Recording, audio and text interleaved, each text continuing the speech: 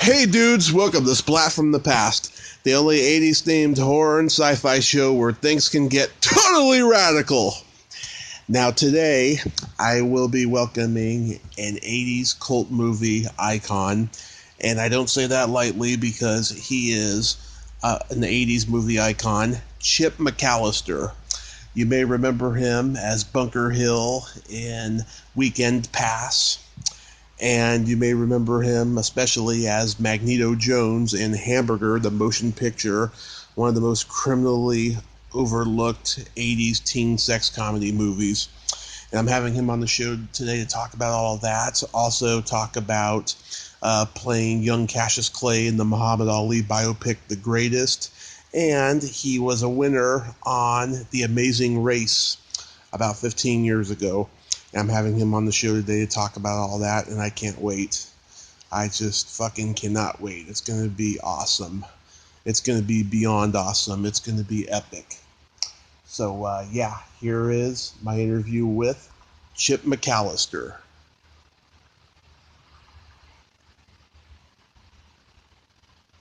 This is Chip. Hey, Chip, it's Tommy. Hey, Tommy. How are you? I am great. How are you, sir? Good. Well, welcome to the show. It's such an honor. Thank you for taking the time today. Oh, yeah, no, it's I loved the Peter Ornstein interview. That was great. Oh, thank you. I try. Right? Yeah. So, going back in time, did you want to be an actor early on?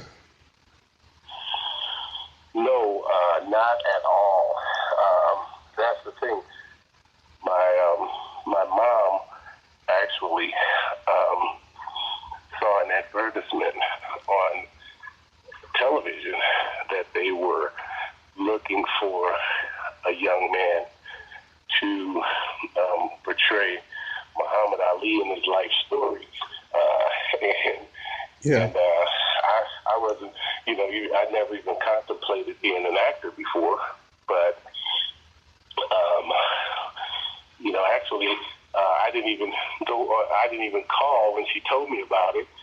But when a week went by and I came complaining to her about, I didn't like my box boy job at Ralph's, she said, "Don't complain to me. I told you about that job last week and you didn't even, respond to me." And I said, "What are you talking about?" She said, that thing where they wanted somebody to play Muhammad Ali. So I just picked up the phone and called her just to make fun of my mom. I mean, called Columbia Pictures just to make fun of my mom. Long story short, I got the role, and I played the young Muhammad Ali in his life story. The movie was called The Greatest. Right. Wow. Did you at least do school plays when you were a kid? Actually, I was I think my name was townspeople in The Music Man. That's about it. Wow. And you're originally from St. Louis, Missouri? Yeah, I was born in St. Louis, but my mom and dad divorced when I was 5, so moved out to California then. Oh, wow. So you moved to L.A. when you were 5? I moved to L.A. I moved to L.A. At the exact time the Watts riots were going on, and we were staying at a relative's house in Watts when I saw the tanks going down the street and the curfews and heard the gunshots and everything, and I said, "Well, this doesn't look like the Beverly Hillbillies that I saw California was going to look like." Wow. So did you actually get to meet Muhammad Ali?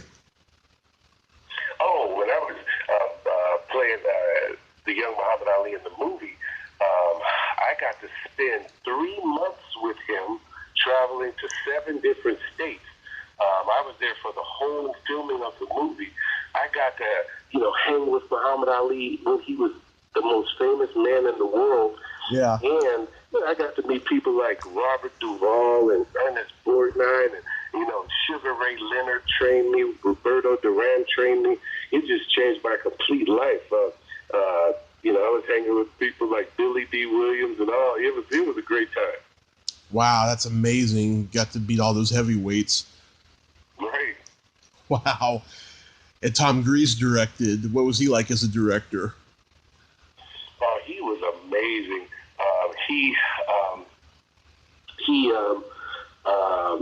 Quote unquote, discovered me. I think my career would have gone a lot differently, but he passed away right after the movie was made. He was in perfect health. Wow. And as a matter of fact, there was another Tom, like one of the producers named Tom Shaw.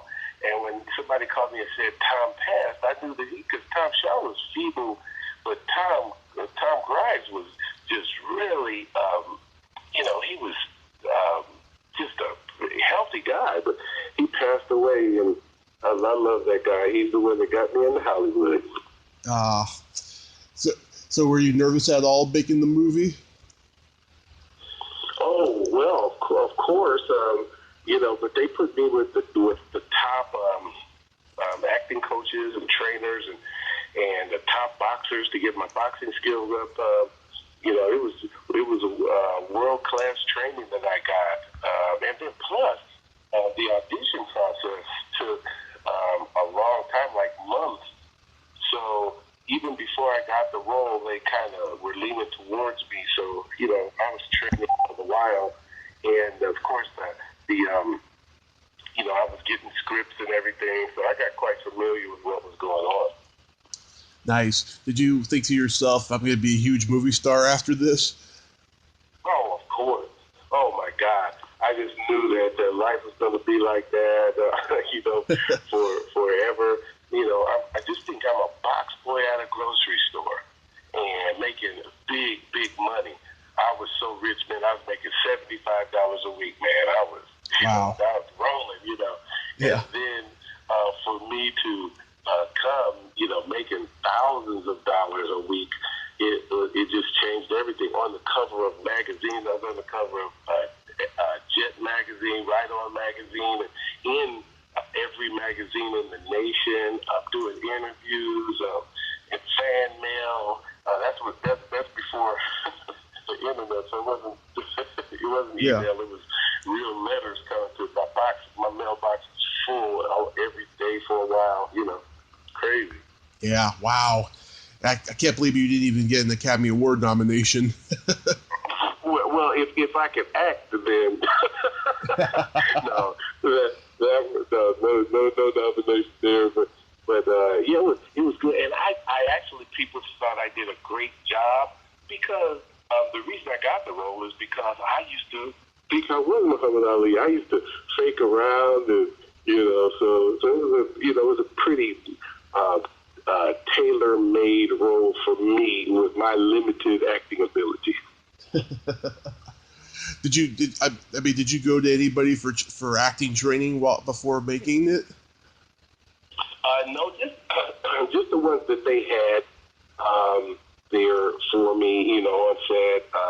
But then shortly, after I got the role, then I did went to some acting schools, Milton Katselas, and then Bob Carnegie at Playhouse West. Those are some great guys.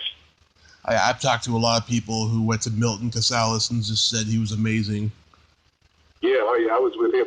As a matter of fact, I've done scenes with Jim Carrey. He was pretty well known, a little bit well known. He had done that Love at First Bite with Lauren Bacall. So, Lauren Hutton. Been a while. So, Lauren Hutton. Yeah, Lauren Hutton. I'm sorry. You are right. Yeah. It was Lauren Hutton. So he had done that. But it was a few years, so he was kind of down, and and so I did scenes with him, and that was great. But then, man, shortly after that, he just blew up. Yeah, he got super famous. He paid his dues, though. Oh yeah. So after that, you did a very hard-hitting episode of Policewoman. Oh yeah, that was a great time to meet Angie Dickinson. Oh my God, I used to love Policewoman also.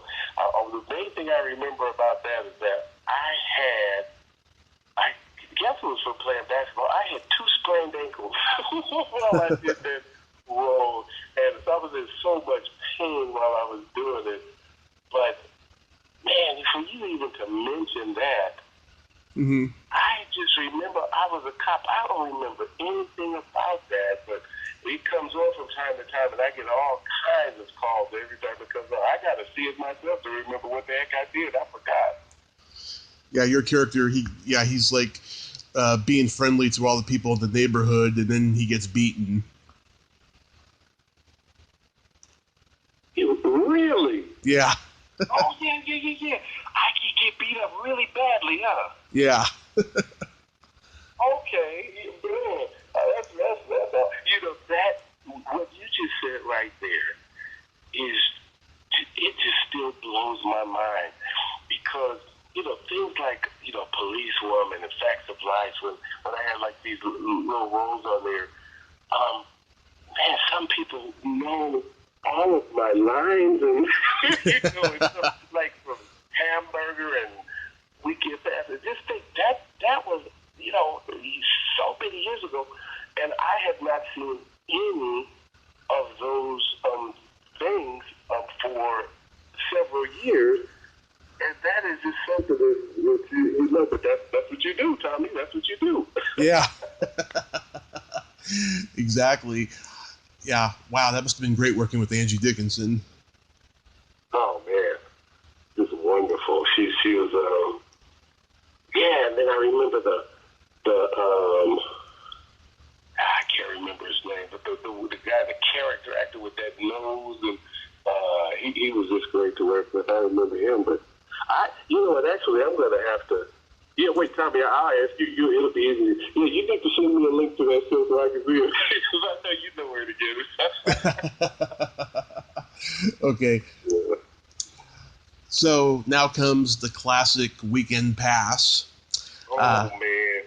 I used to watch this movie on USA Up All Night when I was a kid back in the 90s. Are you serious? Yeah. Wow. It's just so strange with with Weekend Pass. It was so much fun, and that movie it was directed by Lawrence Bassoff, and I think it was the first thing he had ever done, and he he admittedly was. What do you guys think? The movie was kind of whatever we wanted to do, so it was just a bunch of fun. Just and then like I said, you interviewed Peter Ellenstein, and we've stayed in touch with each other. We talk to each other about once a year or something like that. But that was just so much fun. We really bonded, man. And his dad, Robert Ellenstein, was a great acting coach, and I went to their school, before. For a couple of times, and it was just great. That was a fun movie. Yeah, Peter told me his dad visited the set for a whole day one of the days. Yeah, Robert's great. Was a great guy. Mm-hmm. Yeah, I told Peter this. The whole movie, it's marketed as a sex comedy, but it's more than that. And the fact that your character is chasing love and the rest of the guys end up falling in love too by the end, it just reminds me of the type of movies that Judd Apatow makes nowadays. Wow. That's something. Wow. Man. Yeah, I have fond memories of doing that. Really bonded with Peter Ellenstein. That was my guy. Mm-hmm. You still talk to Valerie McIntosh? Oh my God. Wow. I feel so embarrassed, man. I know that name. Which character? She's your love interest. No, my love interest was Kay Dubs, wasn't it? Kay something. Let me look it up. You're talking about the Weekend Pass, right? Yeah, Weekend Pass. No, so my love interest was oh my gosh, she's gonna kill me. The one who I danced with and everything, right? Yeah. No, her name was Yeah, the Valerie McIntosh was somebody else. Her okay. name, I don't know, do you have the names of the characters there? Kay. She played, Valerie McIntosh played Edda. Yeah, Edda. Yeah, so Edda was somebody, that wasn't the love interest. Do you have the cast list there? Yeah, I'm looking. Was, Okay. Let's see. There was Tina, there was Cindy, Tawny, Heidi, Maxine, Tuesday. wow. Her name should have been like the fourth name after us guys. Yeah, she was like, let's see.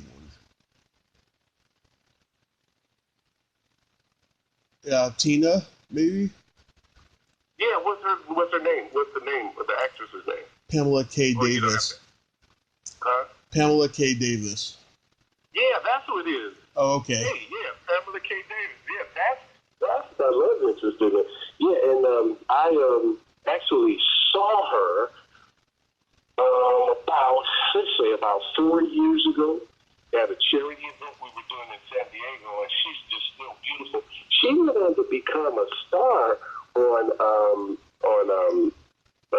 soap opera star, where she was a regular on, I think, like Days of Our Lives or something like that. Yeah. And she did that one for a long time. Now I think, if I'm not mistaken, she's either a newscaster in San Diego or she does the news or something behind the scenes or something. But Oh, nice. she's still, yeah. But she's a really classy lady. Oh, that's cool. Whatever happened to Patrick Hauser? Man, I have no idea. Yeah, he did Hot Dog, the movie. Then he did Hamburger, the motion picture. And he was more of a, between the three other guys, D.W. Brown was the other guy. Yeah. And Peter, he and I, we really hung out and had fun. Patrick was more of a guy that was seemingly more into, he's going to be a star, and he did Hamburger, he did Hot Dog, then next he's going to do Burrito and Taco. But no, he was more planning his career, and he was kind of off to himself a little bit. Super nice guy, but he's kind of more of a closed book than the other two guys. Oh, wow. Yeah, DW, he teaches acting. Oh, really? Yeah. He's I know it's in LA. I know that. Him and his wife, they've been running an acting school for like 30 years or something. Get out. Are you serious? Yeah. And I reached out to DW, but he's like super busy. He teaches so much over there. But he's teaching acting. Wow. That's awesome. He does the Meisner technique and everything. Right, yeah, that's with Bob Carnegie at Playhouse West. That's what I was the Meisner technique. That's what. And then Ivan Markota trained with him for a little while. Mm-hmm. Yeah. I love that scene where you guys are at the Soul Food Shack and you and Grand Bush have unfinished animosity. Now, do you know what happened at Grand Bush? Didn't he like become a preacher or something? Oh, really? See, I don't know, but you're talking about that dude was a great actor, man. I really thought, I think he did a lot of things after that. But oh yeah, he did a lot of stuff. Yeah, he was a working actor for a long time, and then I think he went into preaching or something like that. Well, higher calling. Yeah. Any good memories of working on that episode of The Facts of Life? Well, just meeting all of the girls, it was a real a treat to meet them. And I remember Kim Fields was just so extremely nice. And the weird thing about it is her mom's name is Chip. And she's a pretty famous actress, too. So Chip and Kim Fields, and then we have Chip and Kim McAllister. And, we teased from, time to time that the people us and stuff. Yeah. But now if you put in a Google search for Chip and Kim, we've taken it over, baby. So. Yeah, Chip Fields. She played Peter Parker's friend on the Amazing Spider-Man series in the late 70s. Wow. Yeah. Yeah. She's a really great actress. Mm-hmm. Robert Russler was in that episode with you. Which episode? Of The Facts of Life. Wow. Man, I'll tell you. Oh, my God. If I didn't remember Policewoman, Facts of Life, what was I an airplane? I don't even remember what I did. I think it was. I just know people call me. I haven't seen that episode in so long. From what I remember, though, right. I think it was like a college episode. Yeah, something. Man, I don't remember. So, how did you get cast as Magneto in Hamburger?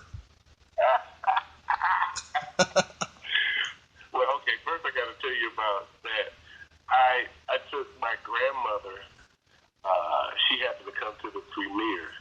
Mm-hmm. And we're walking out of the premiere, and my grandmother says, "Babe, you don't have to do every movie they offer you, do you?"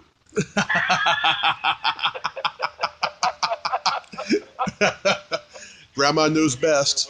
Oh yeah, she was like my biggest fan and loved everything I did. But she's like, "Baby, you can turn down some movies. You don't have to do it all." But here's my claim to fame with that movie, okay? Okay. We got down to between me and Arsenio Hall for the role of Magneto. Oh, my God. And I got the role. And so every time I see Arsenio, I said, man, I wish you would have gotten that role. Then I would have had the Chip McAllister show. I would have had your career. So I got plagued with the Hamburger role, and he got a great career as a talk show host. Oh, my God. I'll tell you, when I was 3 years old, my mom caught me watching this movie 3 times, and she was pissed. She's of the same ilk as my grandmother, I think. Not from the same ilk, but just at that age, at 3 years old, I shouldn't have been watching that.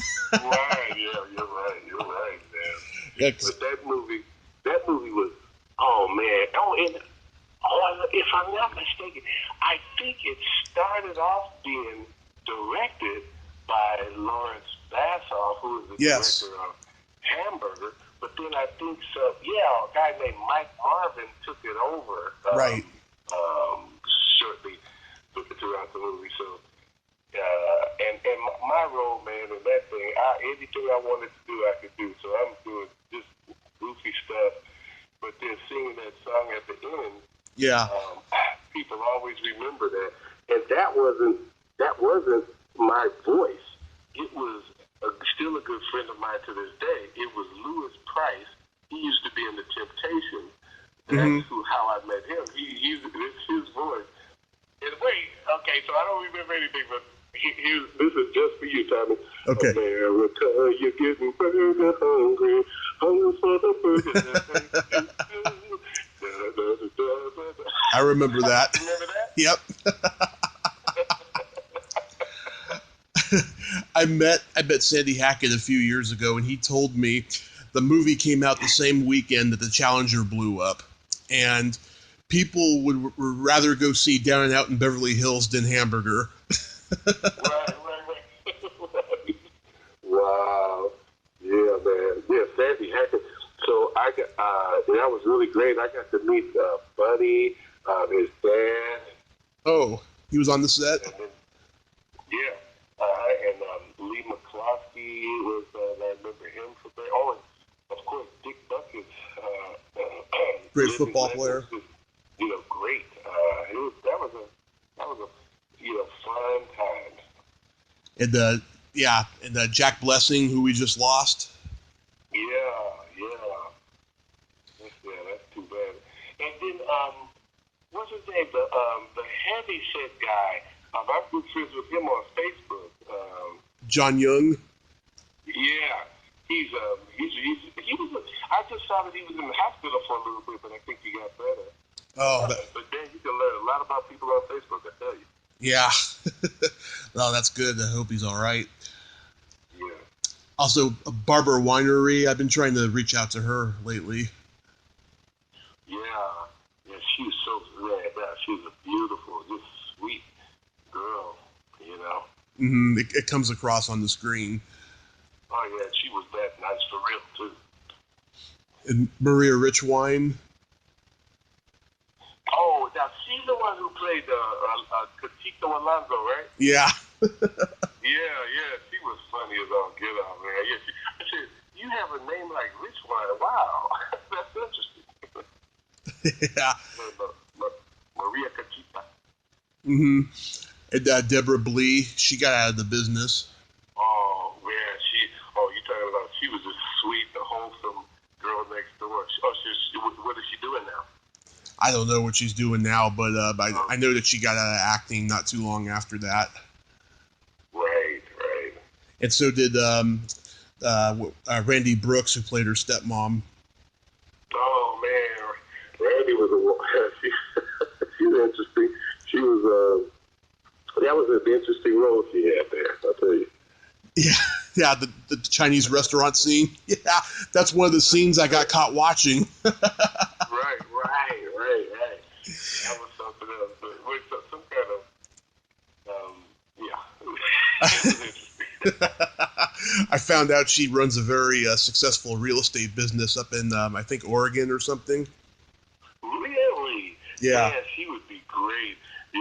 All right. Oh, so we're in the same business, huh? Oh, you're in real estate too? Oh, yeah. That's what Kim and I do now in Laguna Niguel in Orange County. Oh, okay. Nice. We love it. Nice.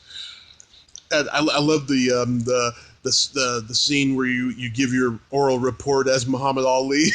Right. Yeah. And then I remember I did something like a Stevie Wonder impersonation or something.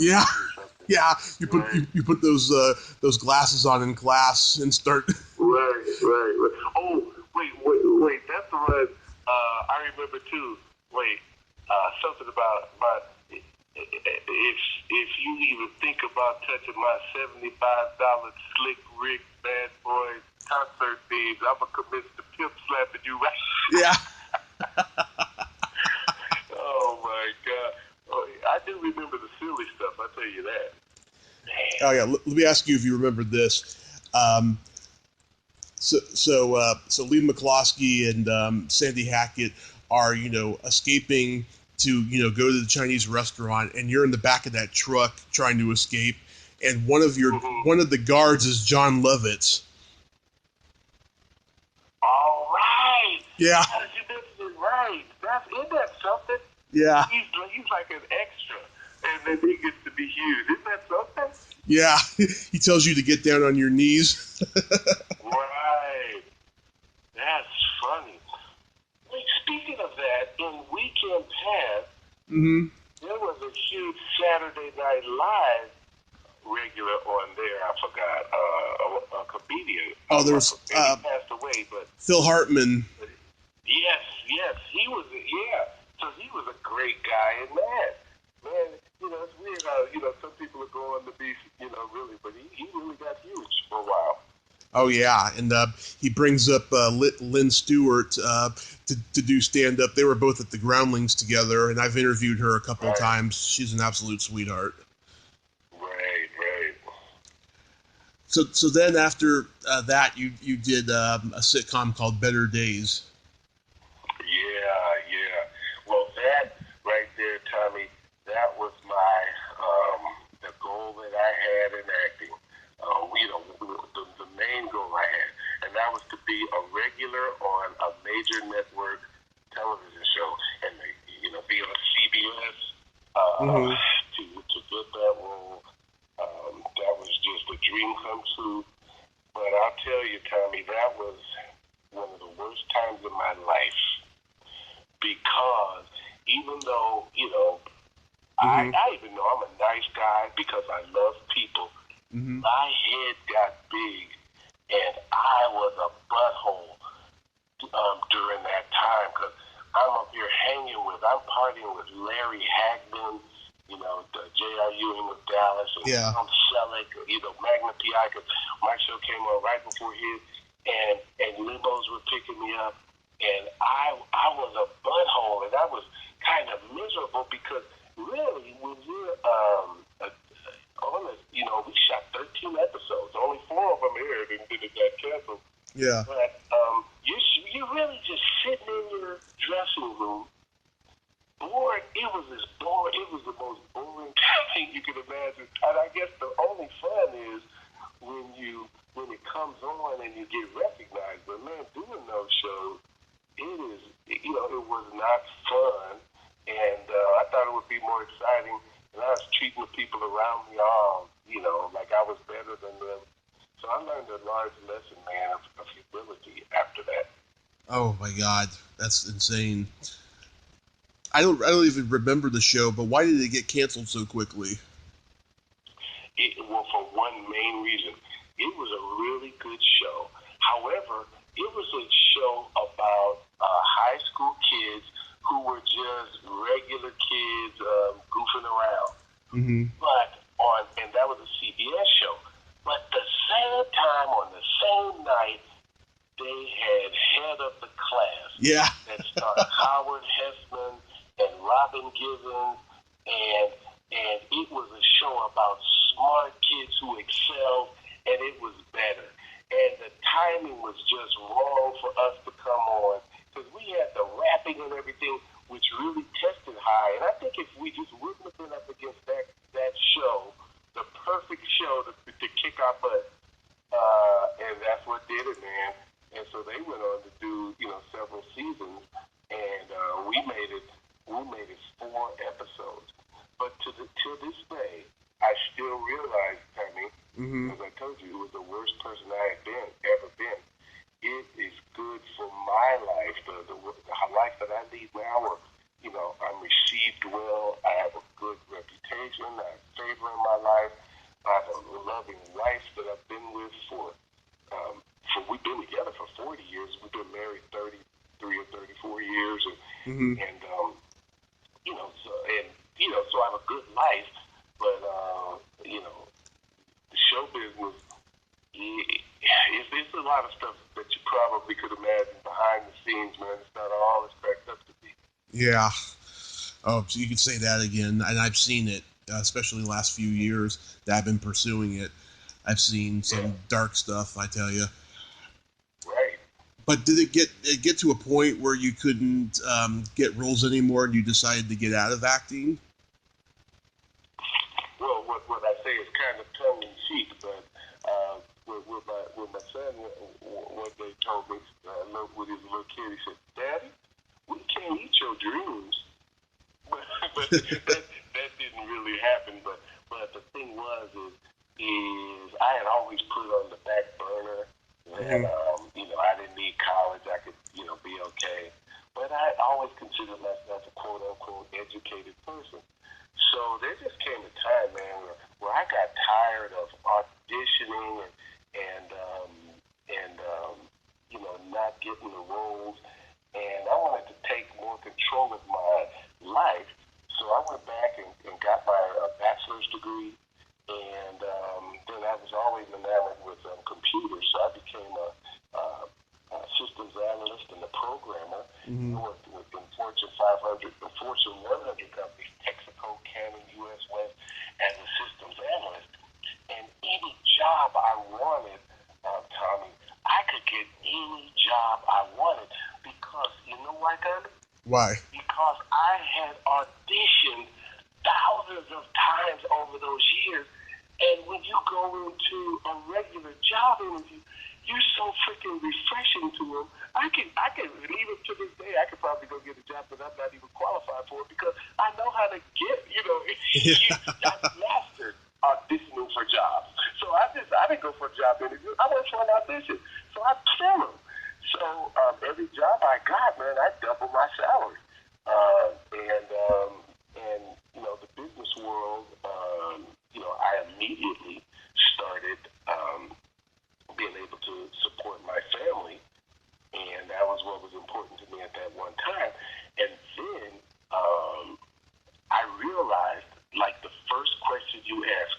which was a great question, Tommy. You said, Chip, have you always wanted to be an actor? Were you always into, acting? And the thing was, no. But every other successful actor, like your Denzels, Tom Hanks, they've always wanted to be when they studied. I got into show business on a fluke because my mom, saw that advertisement on television. I happened to luck into a starring role for a major motion picture. But I never had, quote unquote, talent or passion. But shoot, if you go from a $75 a week job to a $4,000 a week job, and you get girls screaming your name, you say, "I'll take that $4,000." But when it gets hard, you don't have anything to fall back on. So, but it's great memories. I wouldn't change a thing. You're being modest, though. I don't think I don't think anybody could have played Magneto as good as you did. You're so funny. That's good. That's funny, Tom. Thank you. So how did The Amazing Race come about for you? Oh man, The Amazing Race was where my wife and I had a business partner, and we started the business, and for 18 months we started that together, and then when we started making money, when we started making money, the business partner unfurled this plan, and he stole our business from us. And it was a $30 million a year business, but he left us, and we were in foreclosure. We had our dream house that we had amassed from, working in corporate America and Coto de Casa, multi-million-dollar home, and everything. So our favorite show was The Amazing Race. And we didn't go on The Amazing Race to win $1 million to get out of our problem, because at the time I was 46 years old. And we just went on to get something positive in our lives, being on our favorite show. So we went, and like I told you, the Amazing Race is just regular people. I hadn't been an actor for several years, but still, like I told you, I can get any job I want if I wanted a job. But now, self-employed. But when we went on The Amazing Race, I told Kim, we're going to get on. And we did. And we just did it to get on, have fun, go around the world. We had no idea, Tommy, we were going to win. And if you see our season, it was all God, man. We were the most bumbling people you could imagine. We had fun. We didn't stress. We just enjoyed ourselves. But the best part about it was we won. And then we were able to go back and fight our partner in court, and we won an $11 million judgment. But don't clap, because he nuked the business in order not to pay us. So we only got a little bit, but we got vindicated. It's been an up and down life, but The Amazing Race was one of the greatest things we've ever done. Yeah. Even though that was in 2004, this day, we still have favor in our lives. It's almost like being an Olympic winner or a Super Bowl winner, because people still get excited when somebody says, they won The Amazing Race. They're like, what? So it really helps us sell a lot of real estate, I'll tell you that. Yeah, I remember when you were on there and stuff. I don't like reality shows, but I just happened to be, flipping through the channels and I saw you on there. I was like, good for him, being a contestant on this show. It's like winning the lottery, huh? Yeah, no, it was great, especially so unexpected.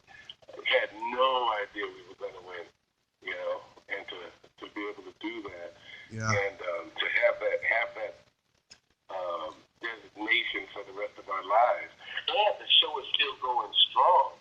Now, of course, once the show is off the air, then it won't mean as much. But man, it's still on, so we're still relatively fresh, Yeah, did anybody on there know that you had been in movies?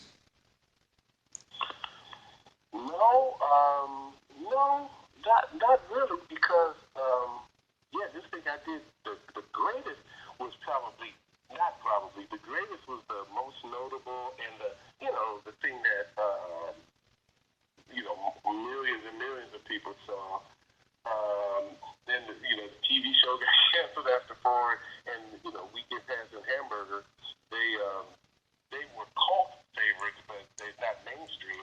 Yeah. Nobody had known anything because plus it had been so many years.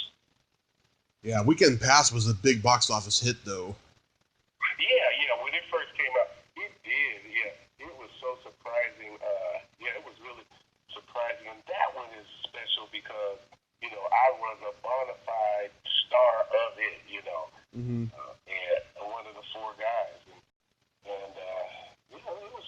I've done some pretty cool. I've been able to experience some pretty cool things that I'm so thankful for in my life. Ah, that's beautiful. You are blessed, Chip. You are blessed. Oh, praise God. That's all that matters, man. But you still occasionally act, right? I mean, I saw on IMDb you did like probably the last movie Larry Flash Jenkins did called Marriage Vows. Wow, man. So see, with that, after I finished The Amazing Race, and we were still hot from that, Larry, my boy that I've been knowing since we were like early 20s, he invited me. He was doing a film in Las Vegas, and guess who? I call him the Black Bowfinger. because that was when we would be going in the casinos, and he'd be having a camera under his arm, and oh my God, he was. You remember the movie Bowfinger, right? With Eddie Murphy and Steve Martin, yeah. Yeah, where they were doing that. That was Larry Flash Jenkins. Actually, he was the one who inspired me to go to film school. So I think it was the year around 2008. I went to the New York Film Academy because I said I want to learn behind the camera, and then I actually executive produced and directed this little thing called Pizza and Karaoke that my cousin wrote. And we shot that in Orange County at a high school. It's a little it was a TV pilot. So yeah, but Larry, it was so great with what he did. Just the renegade style shooting, bro. It was great. Oh, that's awesome. Yeah, when I found out about his death, I was just lost for words, because he's an '80s movie icon. Yeah, man, that dude. Yeah, he was in what was that? Ferris Bueller. Ferris Bueller's Day Off. He was in Flesh with Chevy Chase. He was in Armed and Dangerous. Right. Yeah. Yeah, man, he's a good buddy of mine. Yeah.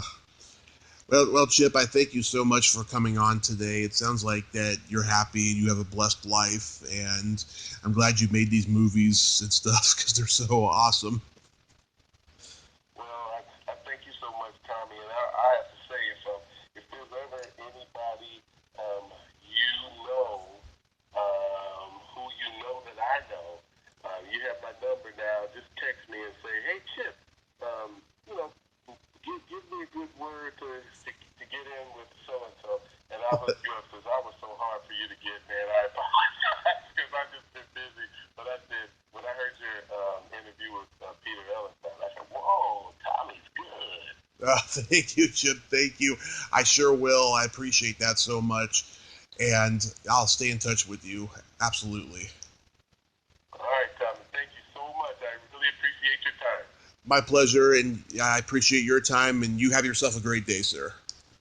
You too. Okay. Bye-bye. Well, there you have it. Chip McAllister. Ain't he a cool dude? He really is. I am so lucky to be interviewing these blessed, awesome people that I grew up watching. And you get to meet them. You find out, how human they are and how real that they are. and you're just blown away, That's why you're put on Earth, to talk to these people, That's why I'm put on Earth, I should say. And I've just been very lucky doing this podcast. If you like this video, everyone, please subscribe to my YouTube channel, add me as a friend on Facebook, join my Tommy Kovac comedian page on Facebook, follow me on Twitter and Instagram, and all that fun stuff. Well, that's all the time we have this week on Splat from the Past. Until next time, this is Tommy Throwback Kovac saying, there's no shame in living in the past, because the present sucks. Later, dudes.